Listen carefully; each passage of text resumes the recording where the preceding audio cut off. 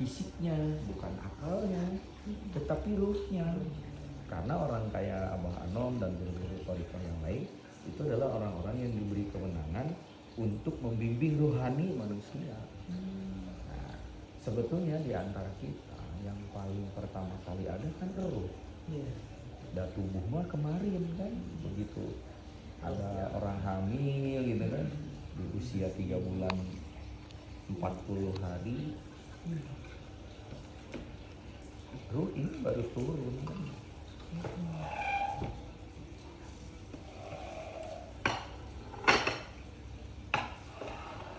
Nah, kalau begitu sebelum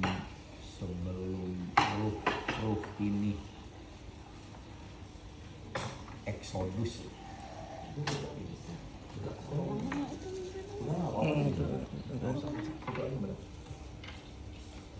pertanyaan yang paling mendasar sebelum ruh ini masuk ke dalam tubuh manusia, lalu dulunya di mana ruh kita itu?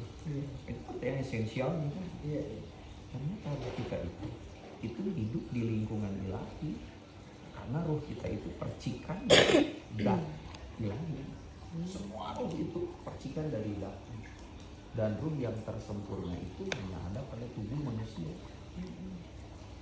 Nah, makanya ketika ruh ini nanti masuk ke dalam tubuh, ada yang ke saya, ada yang ke teteh, ada yang ke ibu misalnya, ke siapapun.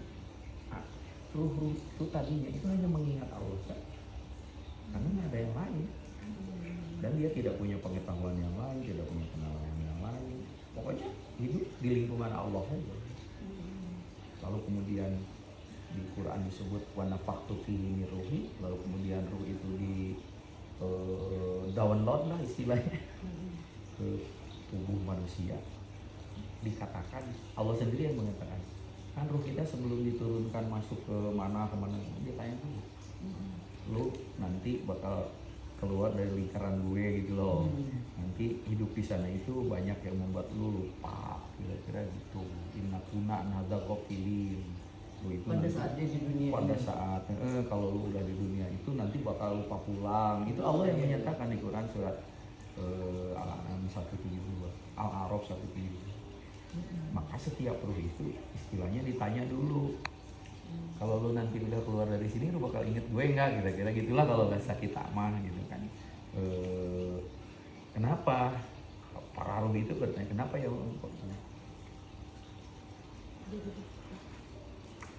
ya nanti di sana tuh bakal banyak yang membuat lu lupa. Ingatun another waktu. Maka para ruh itu sudah bersumpah bahwa aku tidak akan melupakan engkau. Bener kira-kira kata Allah, lu kalau udah turun ke dunia mah banyak itu ininya. Akhirnya ruh itulah dihembuskan oleh Allah yang masuklah ke tubuh kita, ke tubuh kita masing-masing. Nah, ketika ruh itu masuk ke dalam jasad, itu kan kayak apa ya? Kok aneh gitu. Dulu nggak tahu yang lain-lain, sekarang jadi banyak ini. Kalau dulu kan cuma ada di lingkungan Allah saja. Nah, maka ruh yang sudah masuk ke dalam tubuh itu rata-rata dia lupa jati dirinya, bahkan ada yang lupa pulang, bahkan ada yang nggak mau pulang. Itu yang menyebabkan ada orang yang sukar meninggal yang merakayangan itu tuh kok pendongeng, karena memang perjalanan itu untuk pulang ke sana. Nah, makanya ada satu ilmu dari Rasulullah yang diwariskan kepada para penerusnya, sahabat, tabi'in, dan ulama-ulama yang khusus mengurus masalah ruh. Kalau yang mengurus masalah jasad mah banyak, kayak kiai-kiai, ustadz yang lain-lain itu mah banyak. Tapi ulama yang khusus mengurus bidang itu hanya ulama tertentu. Itulah yang orang kayak Abah Anum itu, yang disebut mursyid. Jadi dia punya kunci untuk menyadarkan kembali ruh yang ada di dalam tubuh yang akhirnya jadi aneh gitu. Kok gue jadi seneng ini gitu kan. Lagian ketika dia masuk ke tubuh jadi ke bawah-bawah sama kebiasaan fisik dong. Bahkan ada agregat yang ketiga yang hidup di dalam tubuh manusia ketika masuk, nafas, yang kita sehari-hari nafas. Jadi tubuh kita tuh 3 komponen. Fisik, yang fisik kan lemah. Dulu kita kekurangan ini, kekurangan, pokoknya fisik itu 4 aja itu, kekurangan air, udara, tanah, kekurangan air kita perlu minum dan lain-lain. Dan fisik itu ketika ruh keluar dia kan hancur, kalau ruh masih terus. Jadi antara fisik dengan ruh itu begini sebetulnya. Kalau ruh itu berlawanan. Karena ruh itu pengennya pulang aja ke asal muasal. Makanya nanti kan ada kesadaran spiritual, itu kesadaran rohani. Kesadaran rohani itu kesadarannya, nanti kalau habis mati kemana? Nanti siksa kubur itu ada, surga itu ada, itu ruh. Itu kesadaran rohani. Kalau kesadaran fisik kan ini. Iya. Kalau duniawi ya, fisik itu duniawi. Tapi ada yang sekali-kali ke alam ruh, sekali-kali ke alam fisik, itulah nafsu. Kalau kita mah nafsu kan selalu konotasinya negatif ya. Enggak juga, dia itu agregat yang sekali-kali berpihak ke fisik, sekali-kali berpihak ke roh. Makanya kalau kita misalnya, kalau bahasa kita mah apa ya, bahasa Sunda mah edan eling gitu, sekali eling, sekali gendeng kan gitu. Itu mah karakter nafsu. Tapi kalau yang eling terus roh. Kalau yang nggak mau pulang acan, nggak mau mati, nggak mau apa, pasti fisik. Fisik bila perlu jangankan mati, tua aja nggak mau. Kenapa kita ke salon? Kenapa kita skincare? Kenapa kita makan anti aging? Tubuh. Nah, kesadaran rohani inilah yang ketika sudah masuk ke dalam tubuh itu menurun drastis dan mungkin tercover oleh kebutuhan fisik sama nafsu. Tugas orang-orang kayak Abah Anom itu bersama guru-guru yang lain membangunkan itu, membangunkan yang lagi tidur, membangunkan yang lagi tidur itu, menyadarkan yang tidur itu disebut dengan talqin. Talqin itu sebetulnya membimbing kembali ruh dengan mengucapkan kalimat la ilaha illallah. Tapi nggak sembarangan, karena ada tekniknya. Nah, teknik ini yang dipegang oleh Abah Anom. Jadi orang kayak Abah Anom itu tugasnya mentalkin itu, membangkitkan kesadaran rohani lagi supaya si ruhnya yang lebih berpower, lebih powerful. Karena sekarang kan ruhnya tidak powerful. Yang powerful mungkin fisik, yang powerful mungkin nafsunya. Sedangkan nafsu ada 7. Di bagian banyak juga nafsu. Amarah, lawa, masawi, yang mutmainah, rohiyah, mariyah, kamilah. Dan itu kan apa namanya, portalnya ada di tempat kita misalnya. Nafsu kamilah itu kan portalnya di ubudi. Karakter dia itu kan yang jeleknya ya, kan ada yang baiknya juga kan. Itu kan nafsu perfeksion. Kan banyak manusia yang perfect banget bawaannya, tapi perfectnya di hadapan manusia. Kan ada yang ingin perfect di jalan Allah. Contoh para kiai, saya punya guru yang Masya Allah kalau mau makan aja berdandan ya. Sampai saya, mama kok begitu? Mama dandan bukan karena makan. Mama karena yang memberi makan. Nah, yang menghadirkan nasi ke hadapan kita siapa? Allah. Mama menghormati itu. Yang makan ini masih ada rasa. Allah yang coba kalau ini nggak dicabut. Jadi mama perfect begini. Allah sebetulnya bukan persoalan nasi. Apalagi kalau mau sholat, prepare ini. Nah itu yang bagus tuh kayak ini. Tapi kalau yang jeleknya itu tadi perfeksionis ini, bukan manusia kayaknya. Nah yang paling rusak itu amarah di sini. Oh ini kan hanya untuk masalah fisik, dunia kelezatan, hedonisme kayak gitu. Nah ini yang suka merusak dan mudah di hacker orang. Di hacker itu ya itu, karena ini kan paling berpengaruh ke alam pikiran. Kalau orang sudah di hacker nafsu amarahnya, wah udah pikiran kacau. Maka ini kan yang suka orang disantet lah, atau ada kejadian-kejadian yang memang kan terekamnya sama ini. Gilanya otak kan di sini. Jadi dendam, sakit hati, kejatuhan atau apa kan semua ngumpul di sini. Kalau ini jebol, turun ke sini, ke kolbu. Kalau ini udah kena, mau apa manusia? Ruhnya sudah mati. Ininya juga sudah penuh virus, kacau. Kalau sampai meninggal dalam keadaan begitu, dia nggak bisa pulang. Kita tunda dulu sampai di situ. Itulah pentingnya di ruqyah. Jadi ruqyah itu bukan kayak di TV. Di TV orang dibaca sampai apa? Teriak-teriak. Bukan, Nabi nggak nyontohin begitu. Sebetulnya ruqyah itu ada ayat-ayat yang ketika dibaca dia kan menimbulkan gelombang, power, energi. Maka misalnya nanti sama Umi, ikuti aja baca. Kita mengenalkan diri. Kenapa? Kalau nggak dinolkan nanti pikiran main lagi. Kalau pikiran main, nafsu ikut main dong. Setan apa sih, makanya nolkan diri. Udah kita bacalah hal lain yang mengenalkan diri kepada Allah. Karena nanti sedih, dendam, sakit hati, kejatuhan kan masuknya di alam memori itu. Rekam di situ semuanya. Apalagi kalau yang berat kan jebol sampai ke sini. Ini dengan ini udah kena, tidak nyata tapi terasa.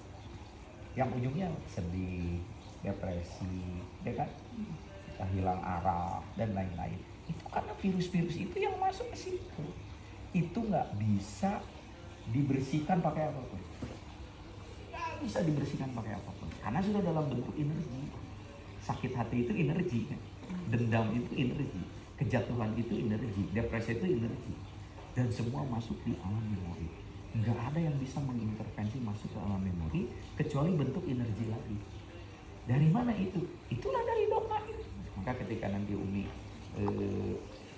istighfar, menolakkan diri, ikuti Umi.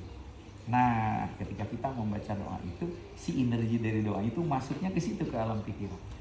Apa memori, virus, dendam, sakit hati yang ada di situ, itu yang akan kita ambil.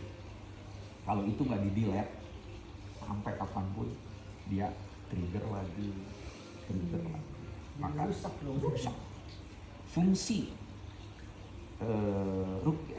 fungsi ruqyah itu Ini ruqyah nanti ya, Bu? iya, ruqyah namanya. Nanti nih. Tapi bukan ruqyah yang kayak ini. Ruqyah itu dari kata roqoya. Roqoya itu bagaimana kita berserah diri kepada Allah dengan bahasa kita agar virus-virus yang ada di dalam itu di-delete. Kalau nggak di-delete, sampai kapan tuh? Jadi yang ada di sini itu di-delete karena bentuknya udah energi. Dendam, sakit hati, bingung, depresi, kan semua ada itu Bagus ya. nggak bagus. Aura ya. Efeknya ke aura.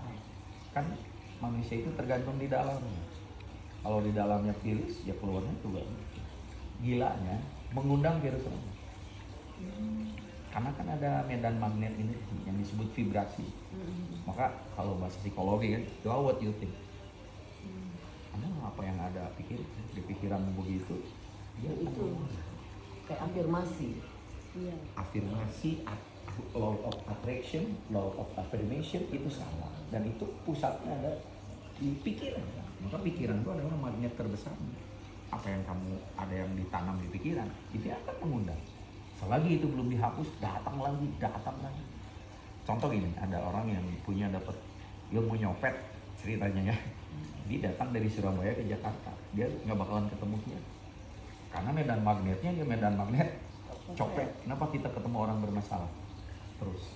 Karena kita Karena di dalam diri kita masalah semua isinya. Mau dihapus pakai apa? Itulah pentingnya ruqyah. Kayak diambil karena ini bentuknya energi kayak gas, bisa dimanfaatkan. Kan tinggal kita ambil, kalau perlu kita botolin. Udah dibotolin, selesai. Berarti kan ini udah mulai di set up ulang. Pikirannya di set up ulang, kolbunya di set up ulang, maka diinstal ulang. Tapi ini sudah kita ambil. Kalau enggak, muncul lagi ya, karena filenya belum dihapus dengan baik. Itulah pentingnya ruqyah. Jadi ruqyah itu bukan macam-macam mendatangkan jin apa enggak lah, Nabi nggak nyontin kayak gitu. Enggak. Nah nanti kalau itu sudah, kenapa harus minum? Karena energi doa itu bisa ditransfer ke apapun, termasuk ke air. Air itu ada ruhnya.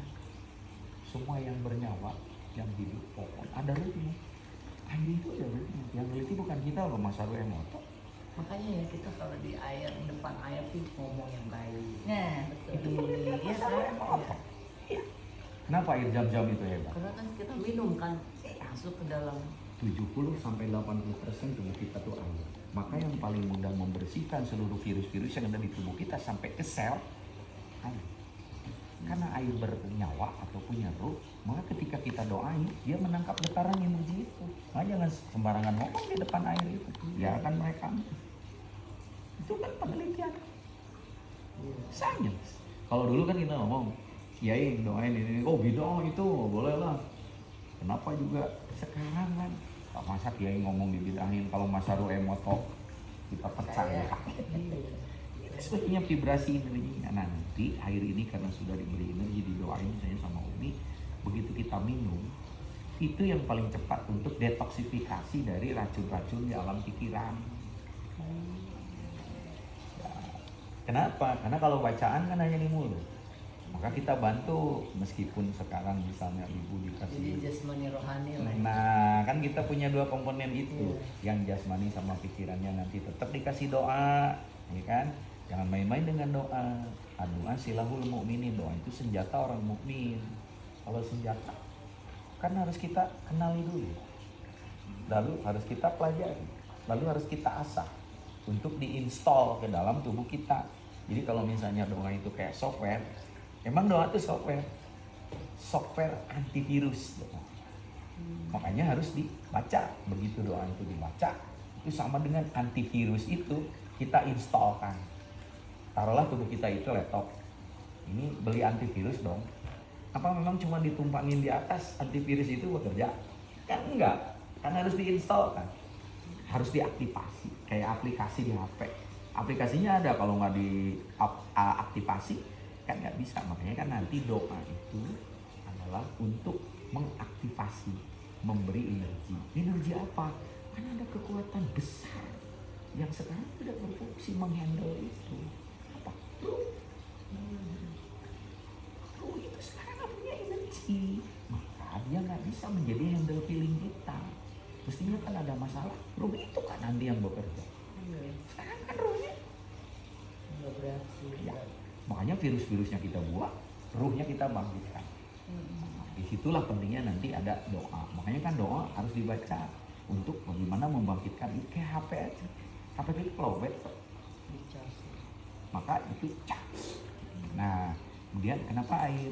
Kan yang tadi, biar secara fisik dia masuk ke seluruh tubuh energi kita, sehingga seluruh sel-sel itu nanti, yang sel-sel darah kita itu udah penuh dengan berbagai virus, terbersihkan oleh air yang ada energinya. Bahkan mandi,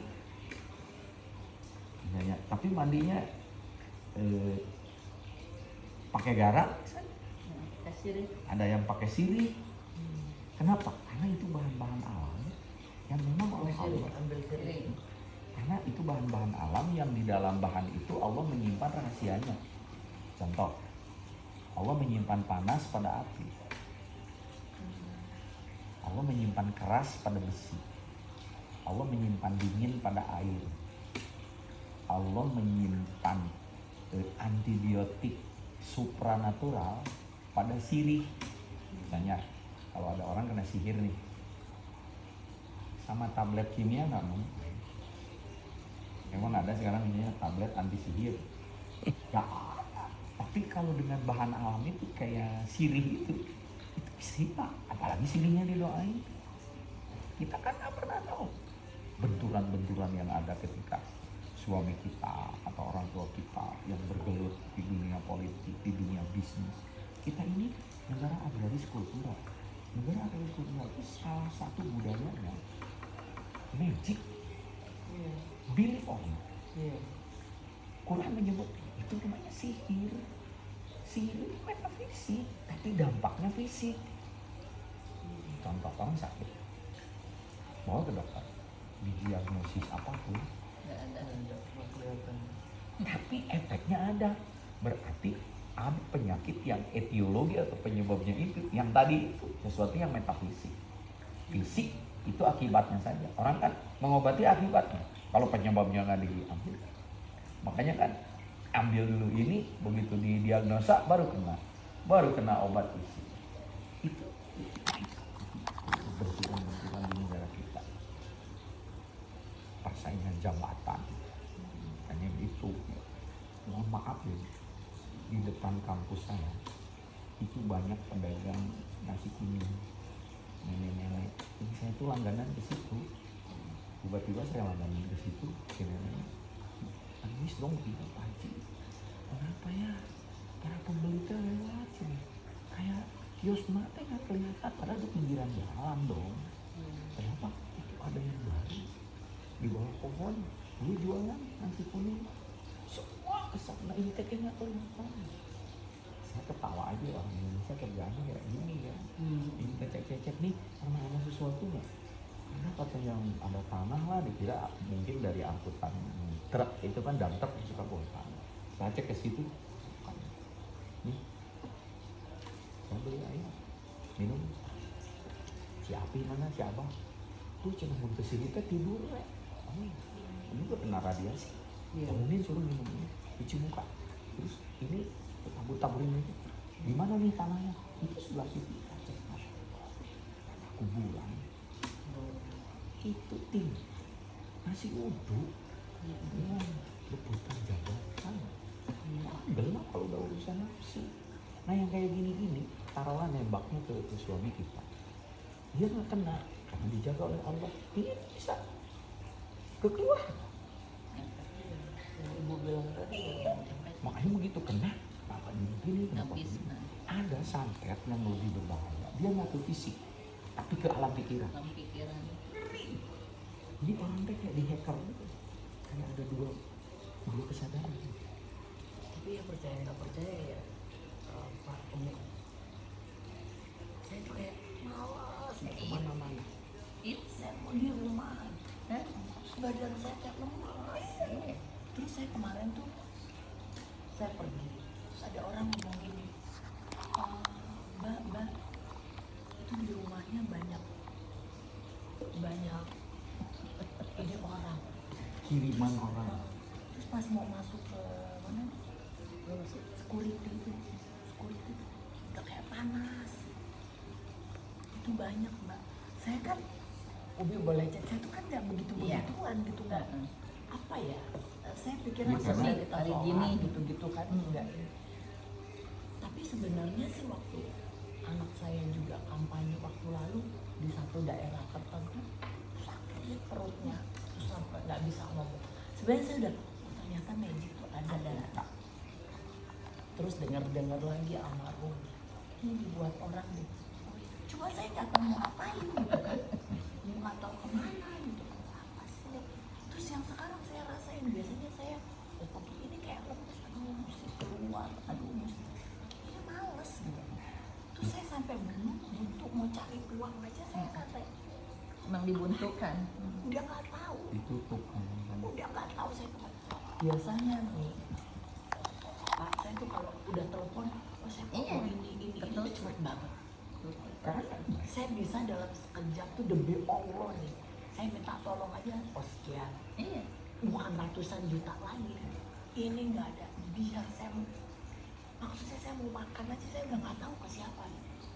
Iya, sekarang dia kan kenapa? Karena yang tadi itu di hacker. Apanya? Nafsu-nafsunya tadi. Nafsu keinginan untuk ini nggak ada, nafsu ini untuk ada. Matikan. Akhirnya mati. Lama-lama mati rasa.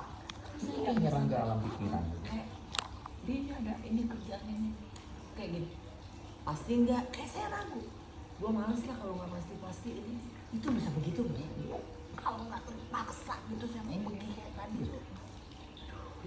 Nah itu saya udah pipapi. Makanya Udah saya sampai harus di tahap kesini. itu. Nah, itulah pentingnya sekarang. Jadi kalau guru kita mengatakan gak ada istilah kebetulan.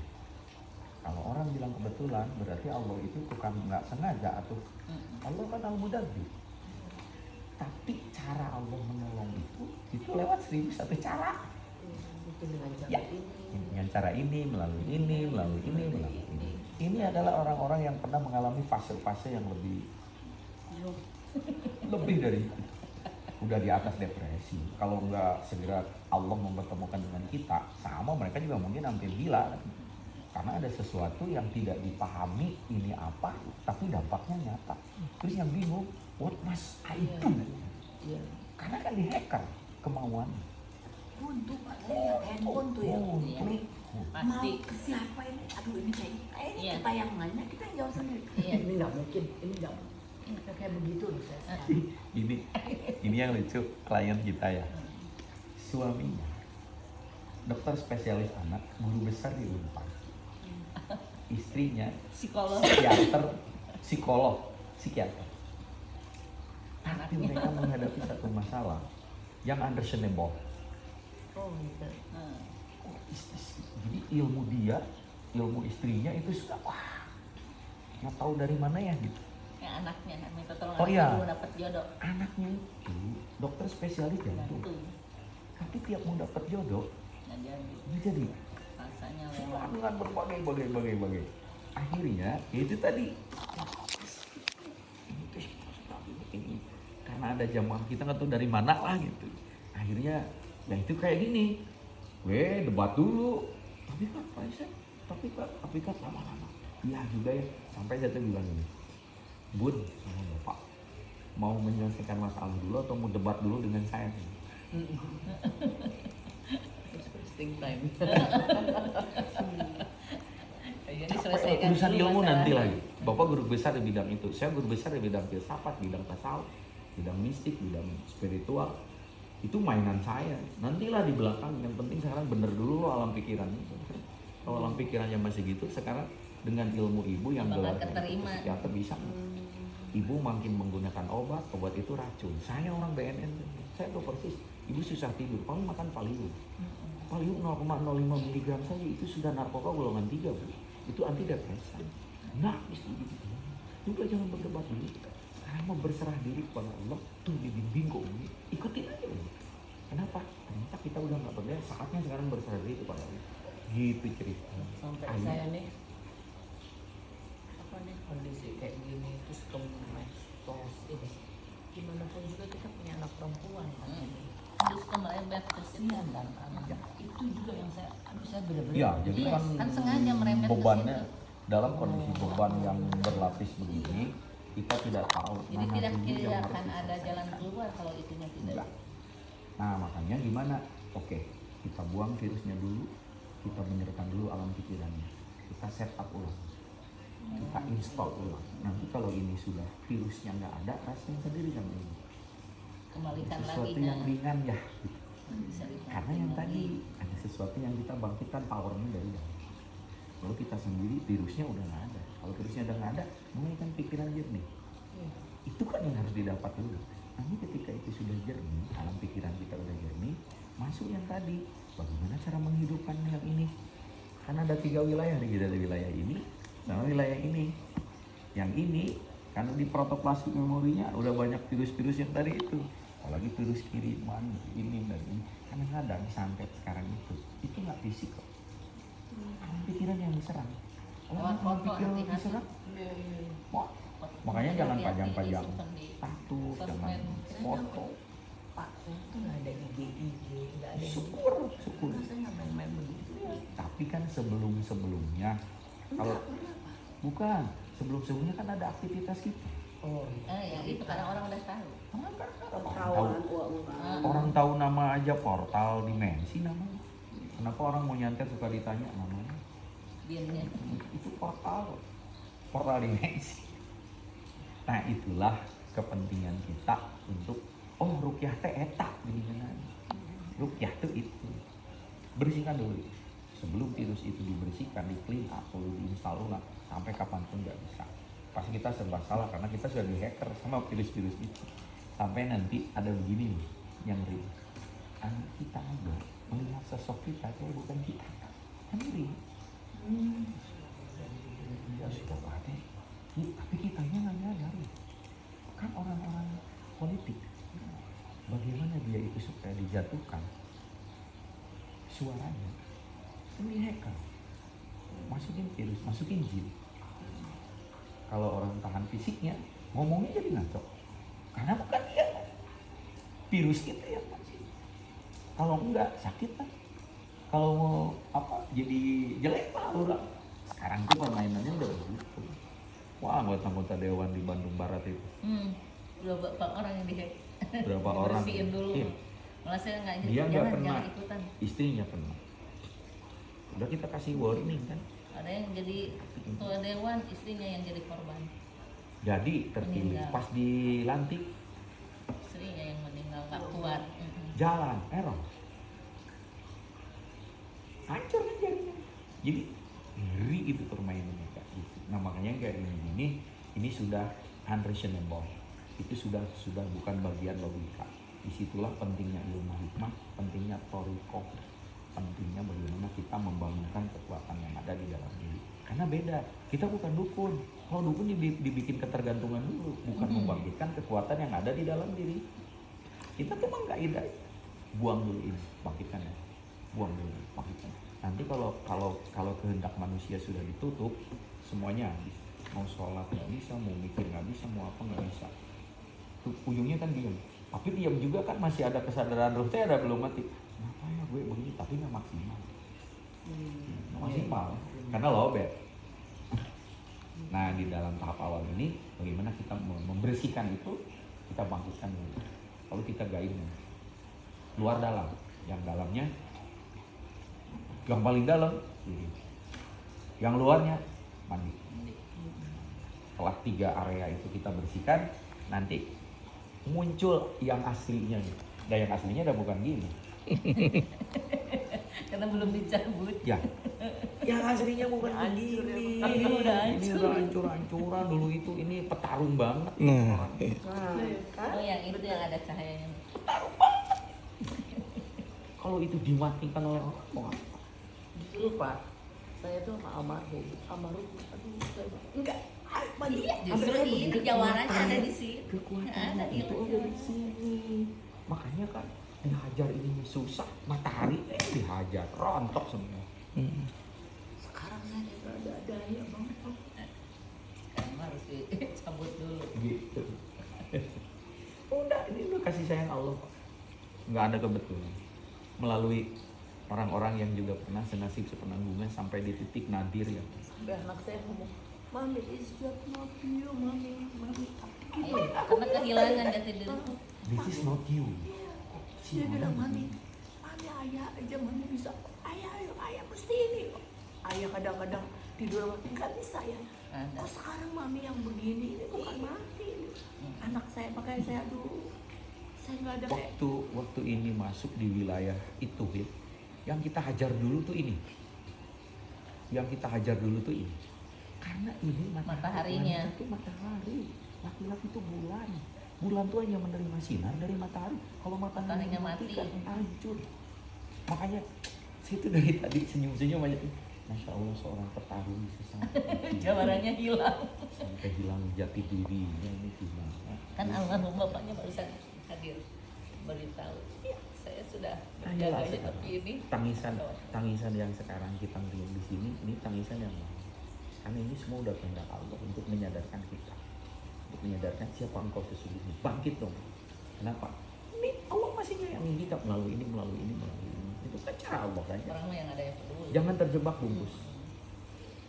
Kita tahu ada yang disebut mystery of candy, kembang gula dibungkus seolah-olah yang mahal tuh bungkus.